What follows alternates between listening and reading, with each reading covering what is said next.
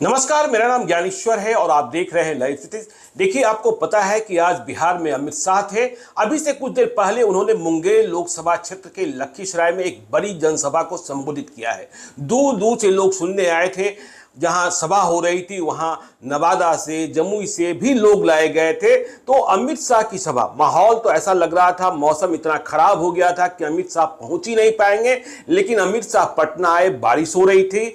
फिर भारतीय वायुसेना के हेलीकॉप्टर से पहुंचे लखीसराय और उन्होंने सभा की है। तो सभा के बाद उन्होंने जोरदार संबोधन किया है, नीतीश कुमार को घेरा है, नीतीश कुमार पर तंज कसा है। मेरे साथ न्यूज रूम में है बिहार के जाने माने पत्रकार, सीनियर जर्नलिस्ट अरुण कुमार पांडे जी। हम उनका स्वागत करते हैं। और सर, पहला सवाल लेते हैं।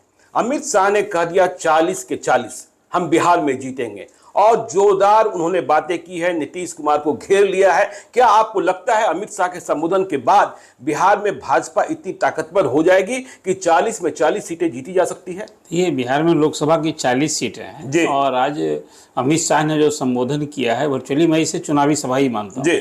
अभी चुनाव की घोषणा नहीं हुई, 8-9 महीने हैं। लेकिन जदयू के अध्यक्ष ललन सिंह की कंस्टिट्यूएंसी में आज सभा थी और अभी 23 तारीख को ही भाजपा विरोधी दलों की पटना में बैठक हुई। इसके बाद उसमें जिस तरह जिन नेताओं के वहाँ जमावड़ा हुआ था, जो लोग थे, और उसमें आज जो कुछ हुंकार भरी है अमित शाह ने, और उसमें नीतीश कुमार को मुख्य रूप से निशाने पर लिया और साथ में राहुल गांधी उनके निशाने पर थे।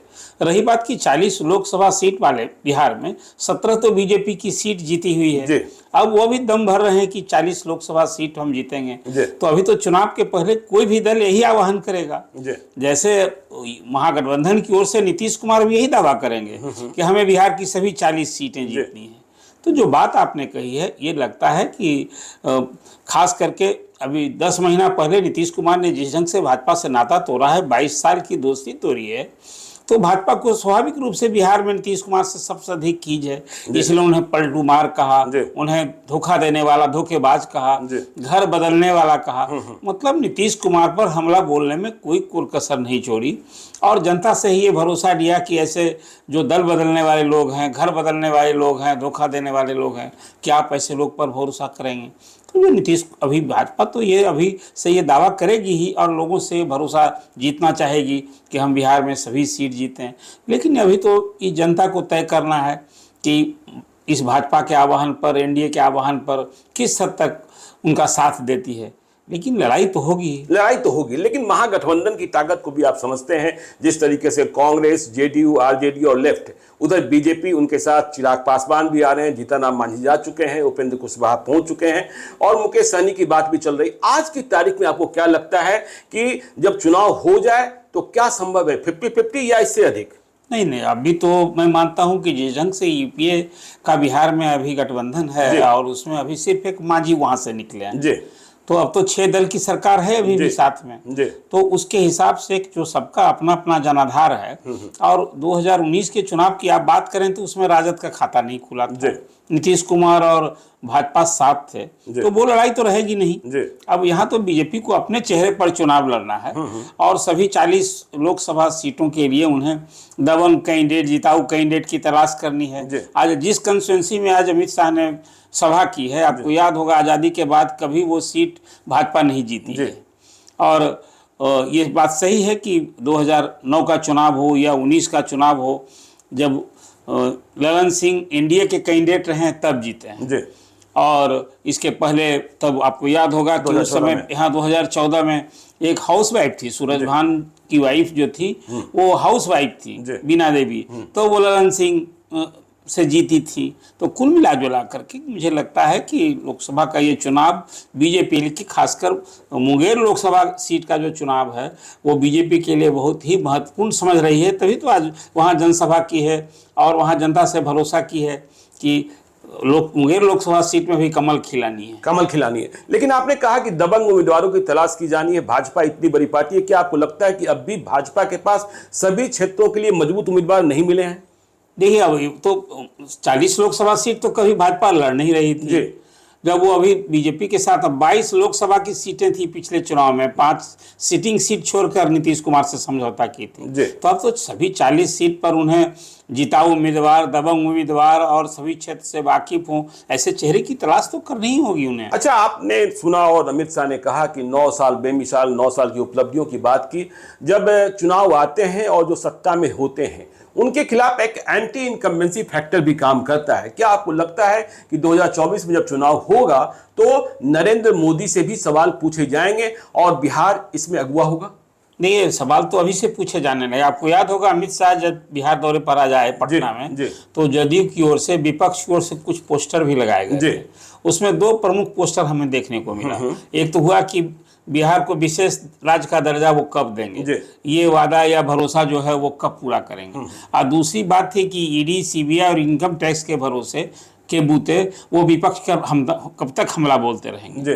तो ये सवाल तो रहेगा ही मौजूद, लेकिन कुल मिलाजुलाकर जो बात आपने कही बिहार में, और बिहार में एनडीए के लिए एंटी कम्बेंसी फैक्टर क्या है? यहाँ तो नीतीश कुमार पावर में है और नीतीश कुमार और नरेंद्र मोदी के चेहरे पर पिछले बार चुनाव लड़ा गया था और डंका बजा था।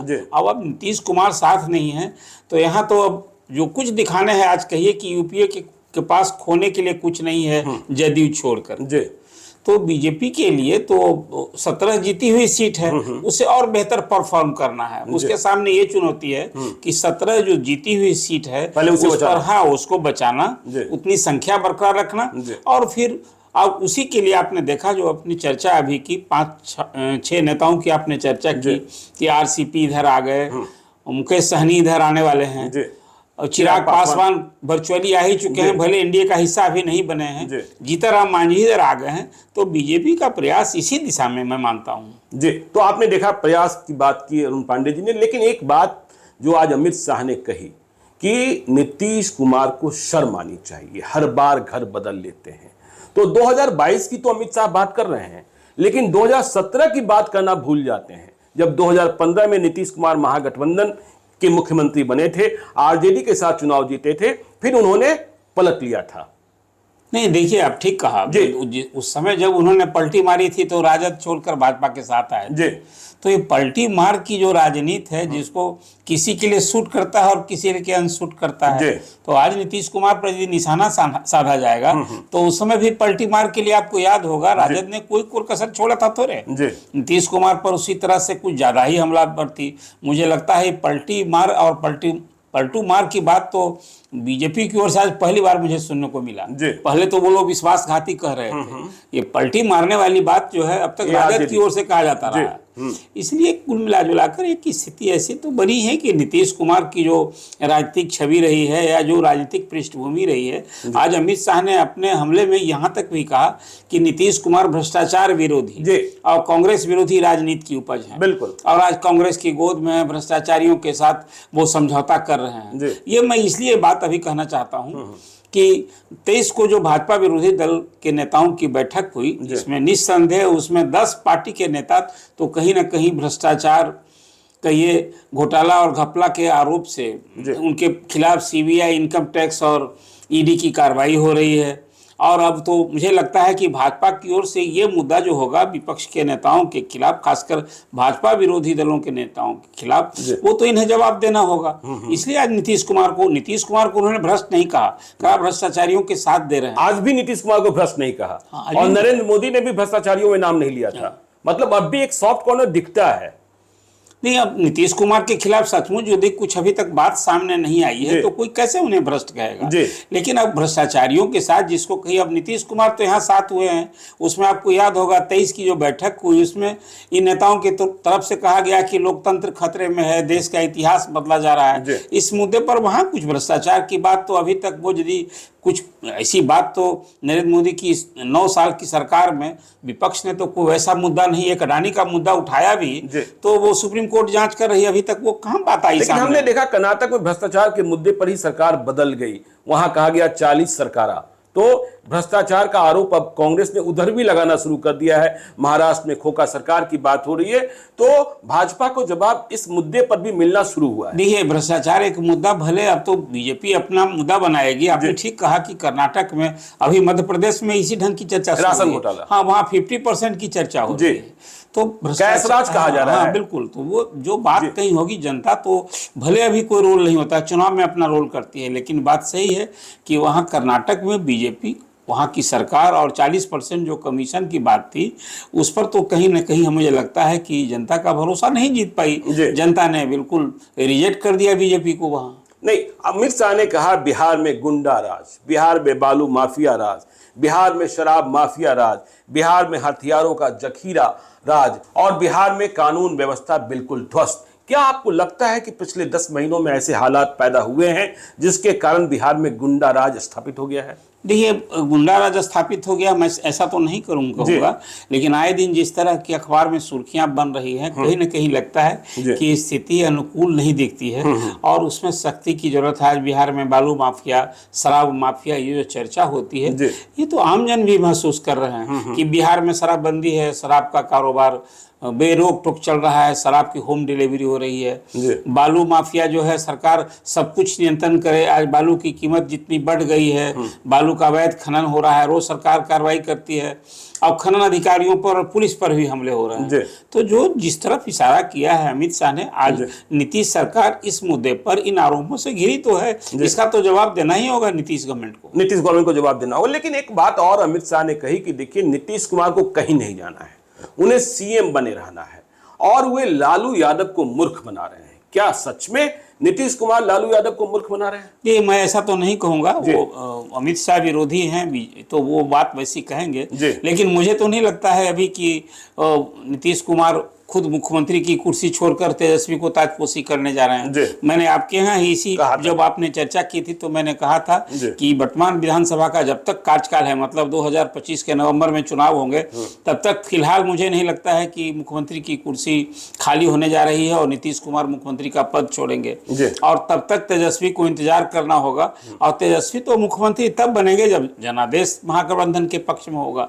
इसलिए कुल मिला जुलाकर अब ये बात तो नीतीश कुमार ने ये ईमानदारी भले उन्होंने कर दिखाई है कि कहा है कि 2025 का जो चुनाव होगा विधानसभा का, वो तेजस्वी के नेतृत्व में लड़ा जाएगा। इसलिए ये बात तो यदि भाजपा आज कह रही है तो उनके अपने कहने के तरीके हैं। अमित शाह ने एक बात और कही कि भाजपा एक ऐसी पार्टी है जहां जनता ही नेता चुनती है। नरेंद्र मोदी की बात उन्होंने कही और कहा कि कांग्रेस को कोई नेता मिलता ही नहीं है, बार बार रिलॉन्च कराना पड़ता है। तो 20 साल से लॉन्चिंग ही चल रही है इनकी, राहुल गांधी की। अब देखिए, जो बीजेपी की ओर से कांग्रेस पर निशाना है, तो ये बात ठीक है कि भाजपा एक संगठन वाली पार्टी है और वहाँ नेतृत्व के उभरने का, नेतृत्व पैदा करने का एक दूसरा तौर तरीका है। और बात ठीक है कि आज पहले वाली बात नहीं, आज तो वहाँ भी अब नरेंद्र मोदी और फिर अमित शाह और आज यदि अध्यक्ष हैं तो मैनेजिंग डायरेक्टर हैं और एक चेयरमैन, एक डिप्टी चेयरमैन है। वहाँ भी भले संगठन की पार्टी करें, लेकिन वहाँ तो पार्टी चलती है। प्राइम मिनिस्टर के बाद अमित शाह हैं और प्रदेश जो पार्टी के अध्यक्ष भी हैं वो अपॉइंटेड अध्यक्ष मैं मानता हूँ, जेपी नड्डा को। लेकिन जो कांग्रेस की बात कर रहे हैं, तो कांग्रेस तो नेहरू फैमिली के रूप में उसकी पहचान है। आज तो राहुल गांधी कांग्रेस के अनकॉन्स्टिट्यूशनल अथॉरिटी हैं। आज न वो सांसद हैं पार्टी के, न पार्टी में कोई पद धारक हैं, लेकिन सब कुछ तो वही हैं जो पार्टी के अध्यक्ष खड़गे खुद कह चुके हैं कि वो पार्टी के मैनेजर और हाई कमान उनका सोनिया जी, राहुल गांधी। अब रही बात जो जहाँ तक अमित शाह ने लॉन्चिंग की बात की, रीलॉन्चिंग की बात की, तो ये एक हमला करने का एक तरीका है। लेकिन राहुल तो कांग्रेस के चेहरा हैं, कांग्रेस की ओर से विपक्ष के चेहरा हैं और फिलहाल भले ही वो अभी चुनाव लड़ने योग्य भी नहीं है, अभी तो लोकसभा की उनकी सदस्यता समाप्त हो गई है और जब तक फिर वो आरोप से मुक्त नहीं होते हैं चुनाव लड़ने के, लेकिन चेहरा तो वही है। चलिए, तो देखिए एक बात और कही गई, और जब भी अमित शाह या बीजेपी के बड़े नेताओं की सभा होती है 2024 की बात होती है और साथ में 2025 की बात भी करते हैं कि बिहार में 2025 में भाजपा की सरकार, चप्पा चप्पा भाजपा, यह नारा भी गूंज रहा था आज लखीसराय में। तो क्या आपको लगता है कि 2024 के चुनाव का परिदृश्य और 2025 के बिहार विधानसभा चुनाव का परिदृश्य एक जैसा होगा? नहीं, देखिए ये मुझे लगता है कि आकलन सही नहीं होगा। लोकसभा के चुनाव के मुद्दे अलग होते हैं और विधानसभा के चुनाव के मुद्दे कुछ और होते हैं। अब वो दोनों का रिजल्ट एक सा होता है ऐसा मैं नहीं मानता हूँ। कई राज्यों में चुनाव हुए हैं, जहाँ एक साथ भी चुनाव हुए हैं तो केंद्र में किसी और के समर्थन में वहाँ वोट पड़े और जीती है और प्रदेश में कुछ और हुआ है। लेकिन ये बात सही है कि यदि आसन्न लोकसभा के चुनाव में बिहार में बीजेपी कुछ अच्छा करती है तो उसका उत्साह और बढ़ा होगा, मनोबल बढ़ा होगा, और जो भी रिजल्ट आए 25 तो फिर उसके लिए निशाना है ही। 25 में बीजेपी कोशिश करेगी कि बिहार में फिर वो यहाँ यूपीए की सरकार न बने, भाजपा सत्ता में आवे, ये कोशिश होगी। लेकिन लोकसभा के चुनाव के नतीजे फिर के ही अनुरूप विधानसभा के चुनाव होते हैं, ऐसा नहीं होता है। चलिए, ऐसा नहीं होता है। देखिए, अमित शाह ने जो आज कहा, हमने राजनीतिक चर्चा की उनके भाषण पर, जो उन्होंने नीतीश कुमार को निशाने पर लिया और बिहार में चुनावी हालात की चर्चा की। हम एक दूसरा वीडियो भी करेंगे कि अमित शाह आए तो आज बिहार को मिला क्या। तो आज इस वीडियो में इतना ही। आप देखते रहिए लाइव स्टेज को। यदि अब तक आपने हमारे YouTube चैनल लाइव स्टेज को सब्सक्राइब नहीं किया है तो जरूर कर लीजिएगा, और यदि इस वीडियो को आप फेसबुक पेज के माध्यम से देखें तो पेज को लाइक कीजिएगा, ट्विटर पर भी हमें फॉलो कीजिए। धन्यवाद।